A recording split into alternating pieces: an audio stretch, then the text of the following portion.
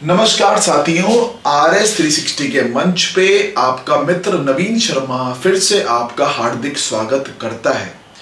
साथियों, यूं तो मेरे टेलीग्राम चैनल जिसमें मैं डेली बेसिस पे आपको करंट अफेयर का इंडियन एक्सप्रेस, दैनिक भास्कर, राजस्थान पत्रिका की मुख्य सुर्खियां डेली अपडेट करता हूं, जिसका लिंक इस वीडियो के डिस्क्रिप्शन बॉक्स में है।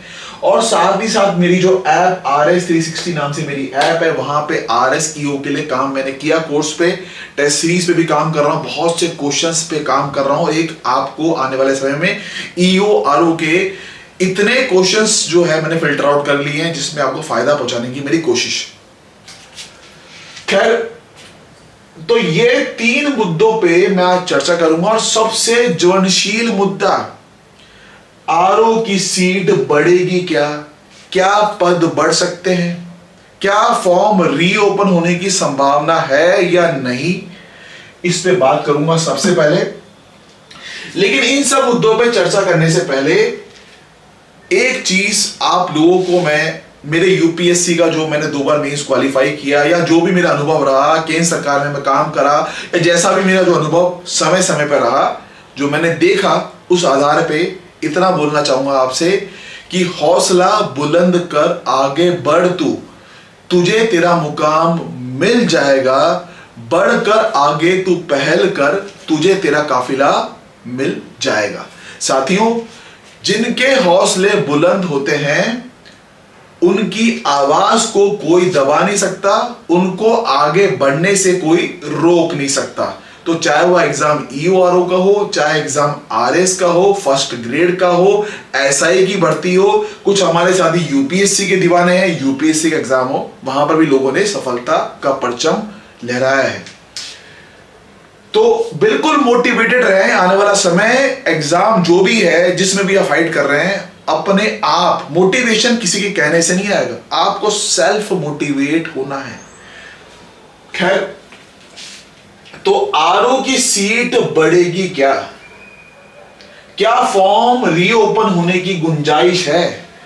हमेशा मैंने ऑथेंटिक आपको बात दिया, आज भी मैं आपको इंफॉर्मेशन दूंगा। जैसा कि मैंने पहले आपको अवगत कराया था कि 3 बार जो फाइल है आपकी, 3 टाइम्स फाइल DLB से फाइनेंस मिनिस्ट्री भेजी गई, ठीक है, अप्रूवल के लिए, और तीनों बार ये फाइल वापस लौट के आ गई। इसमें आपका क्लियर नहीं हुआ केस, सीट बढ़ने को लेके फाइनेंस मिनिस्टर ने मना कर दिया। ये चौथी बार, 4th टाइम था, 4th टाइम ये फाइल भेजी गई थी। और कारण क्या था? ये चाहता है डिपार्टमेंट, DLB, भर्ती आती है 7-8 साल बाद, तो अब अगली बार भर्ती कब आए कब ना आए कोई भरोसा नहीं, कोई माई बाप नहीं। तो हो सके तो इसी भर्ती में ये पद जुड़ जाए, ताकि हमारी सीट फुल हो जाए, हमारा काम ना रोके। हर डिपार्टमेंट नहीं चाहता है रिक्त पदों की भर्तियां। तो चौथी बार ये फाइल भेजी गई। मुझे अपडेट मिला, आज अपडेट मिला, ये फाइल 4th टाइम वापस लौट के आ गई है। और अब आपके जो पद हैं उसको बढ़ाने को लेके अगेन फाइनेंस मिनिस्ट्री ने मना कर दिया है।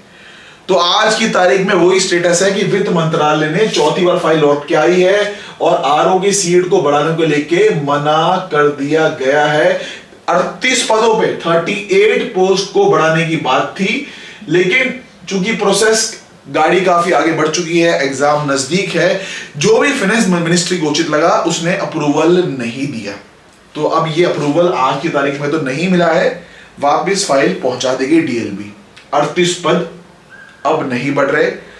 अब मुझे मुश्किल लगता है कि अब DLB पहल करेगा, कुछ कोशिश करेगा, मुझे मुश्किल लगता है। तो पहली चीज तो ये कि पद बढ़ने की संभावना, जो बढ़ने थे 27 पद जो बढ़ने थे वो आपके बढ़ गए हैं। और आज की तारीख में आप 104 पोस्ट पे फाइट कर रहे हो, जिसमें EO के हैं 90 और RO के हैं आपके 14 पोस्ट, ठीक है। पहली चीज तो ये। तो अपनी गाड़ी का गियर अब उस हिसाब से लगाओ, ये मानते हुए कि आपके पास आज की तारीख से एग्जैक्टली 54 डेज बचे हैं, 54 दिन, बल्कि 54 कहना तो अतिशयोक्ति होगा। ये समझना चाहिए जितने भी दिन एग्जाम बचे हो ना, उसे 1 हफ्ता कम कर लेना चाहिए, क्योंकि आखिरी हफ्ते में तो खाली किताब के पन्ने पलटते हैं, इंसान जितना पढ़ना होता है पहले पढ़ चुका होता है, आखिरी में तो जस्ट पन्ने पलटता है, रिवीजन करता है। तो एक तो ये बात, तो इस तरह का संदेह डाउट मत रखना। दूसरी बात, कट ऑफ क्या रहेगी, ये सवाल इतनी बार लोगों ने मुझसे पूछा, क्या कितना बड़ा कंपटीशन है ये आप सबको मालूम है। साथियों, इस सवाल का एग्जैक्ट आंसर ब्रह्मा जी के अलावा इस दुनिया में कोई नहीं दे सकता, बल्कि आरपीएससी भी नहीं बोल सकता। एग्जाम होने से पहले कट ऑफ कितनी रहेगी, पेपर का स्टैंडर्ड कैसा रहता है, डिफिकल्टी लेवल कैसा रहता है, किस तरह के सवाल आते हैं, बहुत कुछ निर्भर करता है उस एंगल पे। लेकिन एक चीज जरूर हम काफी डेफिनेट तरीके से बोल सकते हैं कि आपके फॉर्म जो भरे गए, जिन लोगों ने एप्लीकेंट्स आए जो फॉर्म भरे, 4 लाख 4 लाख प्लस, बल्कि प्लस ही है, इतने लोगों ने फॉर्म आवेदन किया। कितनी सीटें हैं बढ़ने के बाद? 104। अब जरिए आप इसका गुना भाग लगाओ, 104 सीट, 4 लाख से ज्यादा फॉर्म, तो इस हिसाब से परसेंटेज आपका 0.026% बैठता है। मतलब सोचो आप 0.02%, इतना कम परसेंटेज, यानी 100 में से एक भी नहीं हो रहा, एक छोड़िए 0.1 भी नहीं हो रहा है। तो कंपटीशन तो बहुत टफ है। ये सब कुछ कहते हैं। अब कुछ लोग कहते हैं कि 4 लाख लोगों में से कुछ लोग एग्जाम देने नहीं आते, कुछ कैंडिडेट सीरियस नहीं होते, फर्स्ट टाइम एग्जाम दे रहे होते हैं। बिल्कुल सही बात, मैं मना नहीं कर रहा, लेकिन युद्ध में आप जब जा रहे हो तो अब ये मत सोचो कि सामने वाला इंसान जो है, जो लड़ने आ रहा है पहली बार, वो आपसे कमजोर है। आप उसकी चिंता मत करो, आप खाली अपनी चिंता करो, अपनी तैयारी को मजबूत रखो, अपनी स्ट्रेंथ पे काम करो। तो कंपटीशन टफ है, इस हिसाब से एक बात कही जा सकती है, पेपर का गियर किसी भी दिशा में घूमे, किसी भी दिशा में जो है आप पेपर जाए, टफ से टफ पेपर बन जाए। लेकिन मैं इतना कह सकता हूं कि जनरल कैटेगरी की, ओबीसी की और आपकी ईडब्ल्यूएस जो कैटेगरी है, इन तीनों कैटेगरी की जो कि सीट्स काफी कम है ना, इसलिए कट ऑफ किसी भी हालत में आपके 85 से 90 से क्रॉस नहीं करेगी। मतलब कि 85 से 90 से नीचे नहीं जाएगी, इससे नीचे ये नहीं जाएगी, हमेशा इससे ऊपर ही रहेगी। ये बढ़ के 90 से ऊपर 95 भी हो सकती है, 95 भी हो सकती है। हो सकता है आपको आश्चर्य हो, कट ऑफ 98 जा रही है। देखिए, मैं ये नहीं कह रहा कि आरएस में कट ऑफ कम जाती है प्री में, पर आरएस में कितने लोग पास करते हैं प्री में? 14,000। यहां पे कितने पास करेंगे? जितनी सीटें हैं उससे थोड़ा सा ज्यादा। वेटिंग लिस्ट मान लो, डॉक्यूमेंट्री एविडेंस मान लो, 150 लोग ज्यादा पास नहीं करने वाला आरपीसी इस केस में। अब 150 लोग पास करेगा, लिस्ट निकालेगा, वेटिंग लिस्ट सब मान मून के, ईडब्ल्यूएस, जनरल, ओबीसी, किसी भी हालत में कट ऑफ 85 90 भी बोलो तो कम जाती मुझे दिखती नहीं है। बाकी तो देखिए, सही जवाब तो इसका हम सब आकलन नहीं कर सकते हैं, बिना एग्जाम हुए कोई कुछ नहीं कह सकता जब तक एग्जाम नहीं होता। लेकिन पेपर की डिफिकल्टी लेवल को मद्देनजर भी रखते हुए, इस कंपटीशन के बड़े फैक्टर को देखते हुए, ये कट ऑफ इससे कम नहीं जाएगी, ये मुझे लगता है। इन 3 कैटेगरीज के लिए मैं बोल सकता हूं। अब आखिरी जो ये आपके 54 दिन बचे हैं, इसकी रणनीति क्या हो, इसके लिए मैं आपसे एक चीज बोलना चाहूंगा बस। रणनीति, स्ट्रेटजी किसी भी टॉपर की कॉपी कभी नहीं की जाती। किसी दूसरे कैंडिडेट की रणनीति आप अपनाओ, ये भी गलत है। हर किसी के खुद के पॉजिटिव, हर किसी के खुद के नेगेटिव होते हैं। सबके पॉजिटिव, सबके नेगेटिव अलग है। हो सकता है कि आपका पॉलिटिक्स स्ट्रांग है, सामने वाले का आर्ट एंड कल्चर स्ट्रांग है। हो सकता है कि जो आपका म्युनिसिपैलिटी पार्ट बी में आपने अच्छा काम कर लिया है, पर सामने वाले ने राजस्थान के पोर्शन पे पूरा घोट के पी लिया है। वेरिएशन है ना, ऐसा आप नहीं कर सकते। जो आपकी स्ट्रेंथ है उस पर काम कीजिए। एक और चीज मैं आपको ये बोलना चाहूंगा कि जो रणनीति की जहां तक बात आती है, कुछ लोगों ने यहाँ पे ये, बल्कि मैंने भी एक टाइम पे ऐसा कहा था कि पार्ट बी बिल्कुल गेम चेंजर है, इसमें कोई शक नहीं है। पार्ट बी 40 नंबर का है, लेकिन चूंकि समय मिल गया, फॉर्म अगस्त में आए थे, आज समय आपका मार्च हो चुका है, लोगों ने पार्ट बी पे काफी मेहनत करी है। जो मेरी टेस्ट सीरीज चल रही है उसमें भी मैं लोगों के मार्क्स देखता हूं, पार्ट बी में लोग अच्छा स्कोर करते हैं, और जो मुझे फीडबैक मिला है पार्ट बी में लोग अच्छा कर रहे हैं। तो आप ये मत सोचो कि पार्ट बी में कमांड कर ली तो भैया सिलेक्शन हो गया, ऐसा अब नहीं है। पार्ट ए को अगर आपने गलती कर दी जो कि 80 मार्क का है, पार्ट ए 80 मार्क का वेटेज है, इसमें मिस्टेक कर दी ना बॉस तो भी गेम ओवर है। दोनों को ही बराबर लेके चलना पड़ेगा। इस तरह की रणनीति टाइम टेबल बनाओ अपना। यदि 8 घंटे पढ़ते हो तो इस तरह टाइम दो कि यार ये कमजोर है, इस हिस्से को हमने ज्यादा टाइम दिया कुछ समय के लिए। यदि ये हिस्सा कमजोर है, ये कर लिया, तो इस पे भी पूरा दिमाग लगाओ। पार्ट ए छोड़ के जाओगे तो यहां पर राजस्थान में पार्ट ए के बहुत धुरंधर बैठे हैं। आपको जानकर आश्चर्य होगा कुछ ऐसे कैंडिडेट जिन्होंने आरएस 2018 एग्जाम क्वालिफाई किया है, अलाइड सर्विसेज में है, उनमें से भी कुछ कैंडिडेट्स ने ईओआरओ का फॉर्म भरा है। ठीक है, अब वो अलग बात है वो तैयारी सीरियसली कर रहे हैं या नहीं कर रहे हैं और ज्वाइन करेंगे या क्या करेंगे, वो तो बात की बात है, पर कंपटीशन में वो लोग भी हैं। ठीक है, तो ये वैकेंसी, चूंकि वैकेंसी अच्छी है, इसका बजट अच्छा होता है ईओआरओ का, और मैं तो तहसीलदार से कम की पोस्ट बिल्कुल नहीं मानता। ईओ की पोस्ट तहसीलदार से इक्विवेलेंट ही आप कंपेयर कर सकते हो, अच्छी पोस्ट है। कुछ मामलों में उसके फंक्शन अलग है, कुछ मामलों में इसकी शक्तियां ज्यादा है, एग्जीक्यूशन की पावर है ईओ के पास में। आरओ भी उसी तरह से नगर निगम, नगर पालिका, नगर परिषद में अपनी महत्वपूर्ण भूमिका निभाता है। तो साथियों, अच्छे पोस्ट 7-8 साल बाद भर्ती आई, आगे भविष्य में कम मौका मिले कम ना मिले, तो रणनीति इस हिसाब से बनाओ, खुद की पॉजिटिव, खुद की स्ट्रेंथ को, जो नेगेटिव जिसमें वीकनेस है, कमजोरी है, उसमें ज्यादा मेहनत करो। अभी भी समय है, गाड़ी नहीं निकली है, अभी भी आप करोगे तो नैया पार लग जाएगी। जितना हो सकता है सवालों की प्रैक्टिस करो। थ्योरी तो ठीक है, थ्योरी वाला एंगल तो ठीक है, थ्योरी पढ़नी जरूरी है, हमें समझ में आता है, पर बिना सवाल करे, बिना क्वेश्चंस की प्रैक्टिस करे मामला नहीं बैठेगा, भूल जाते हैं ना थ्योरी। तो जो टॉपिक पढ़ते हो उससे संबंधित सवाल तमाम किताबों में, चाहे आप पढ़ो हिंदी ग्रंथ एकेडमी की किताब, आरपीएससी के एटलीस्ट पुराने प्रीवियस ईयर के पेपर सॉल्व कर लो आप, आरएसएमएमबी के दुनिया भर के क्वेश्चन पढ़े हैं उसको सॉल्व कर लो आप। ठीक है, एक सवाल लगातार लोगों ने मुझसे पूछा था कि सर जो है इसमें ये बताइए आप कि हम जो है सेक्शन हमको याद नहीं होते कि कौन सी, हमें ये तो पता है कि धारा के अंदर क्या लिखा है, लेकिन वो धारा का नंबर क्या है, 121 है, 140 है, 205 है, वो क्या है, वो याद नहीं होता। तो इसके लिए साथियों मैं एक बार बोलूंगा आपसे, आप है ना पूरी धाराओं को कंपार्टमेंट बना दो।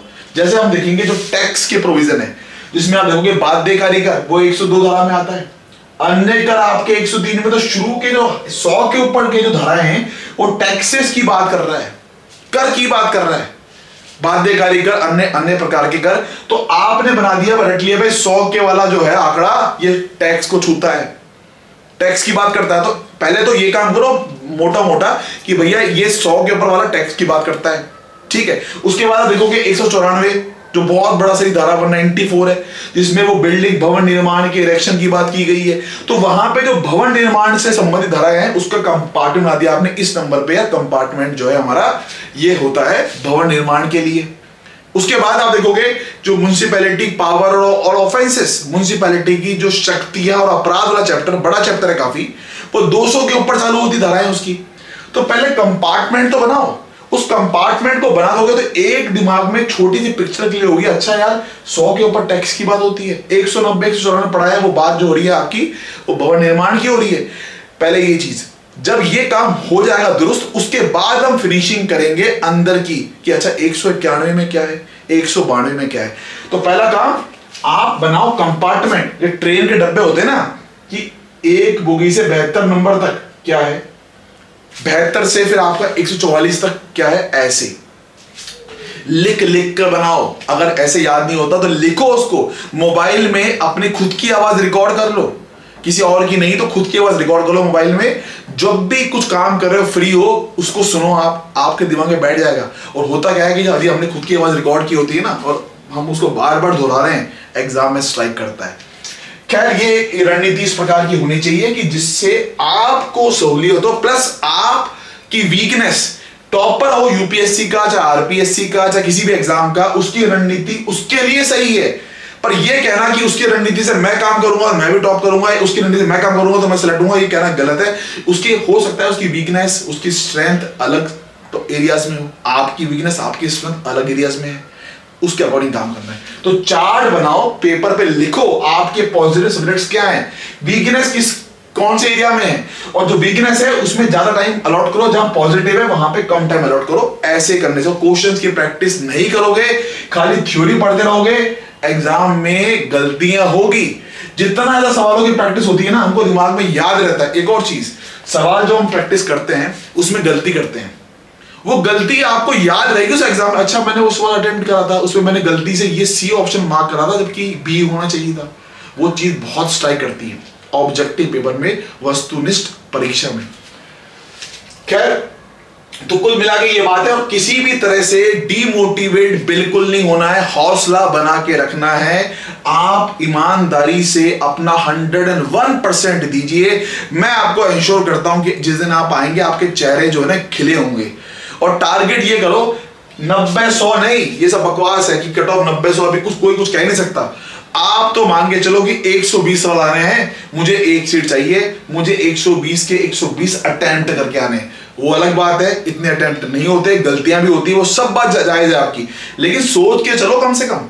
जब कछुआ और खरगोश की जो कहानी है, बड़ी वर्ल्ड फेमस कहानी है। हम जानते हैं कि दोनों रेस करते हैं, कछुआ जो कि थोड़ा सा स्लो चलता है, खरगोश बहुत तेज भागता है, उसको बड़ा घमंड होता है अपने आप पे। तो ऐसे ही दो उम्मीदवार हैं जिसने बहुत कुछ कर लिया है। एक उम्मीदवार जो हमारे फ्रेशर फर्स्ट टाइम दे रहे हैं, घबराते हैं, लेकिन वो अगर स्लो एंड स्टडीली अपने काम को करते रहे, धीरे धीरे बढ़ रहे हैं आगे, बिना रुके बिना थके, वो रेस जीत सकते हैं। कछुआ और खरगोश की कहानी उसका सबसे बड़ा उदाहरण है।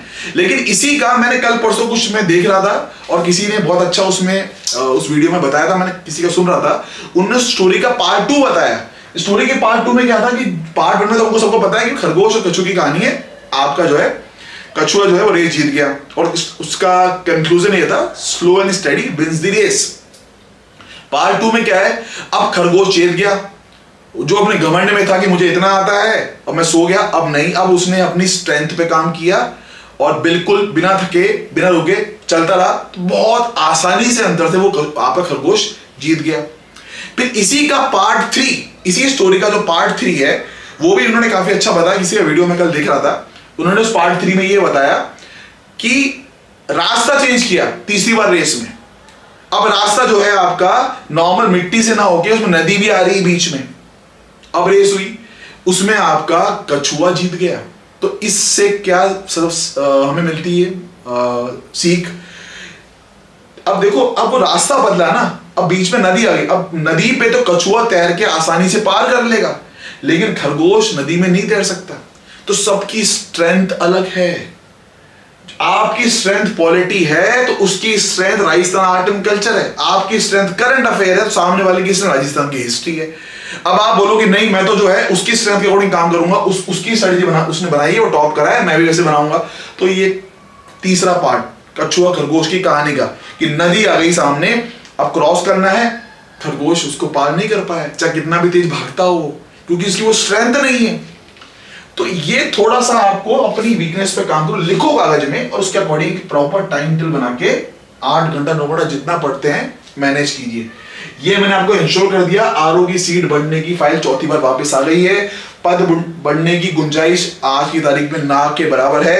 एग्जाम 14 मई को जो प्रस्तावित है, ऐसा लग रहा है कि अब जो पद बढ़ने थे तो अलग बात ही, नहीं बढ़े तो 14 मई को ही ये एग्जाम आपका पूरे संभावना इसकी बन रही है। तैयारी आरपीसी कर ही रहा होगा। करंट अफेयर के लिए लोग पूछते हैं, करंट अफेयर के लिए कम से कम 6 से 7 महीने का करंट अफेयर पढ़ो।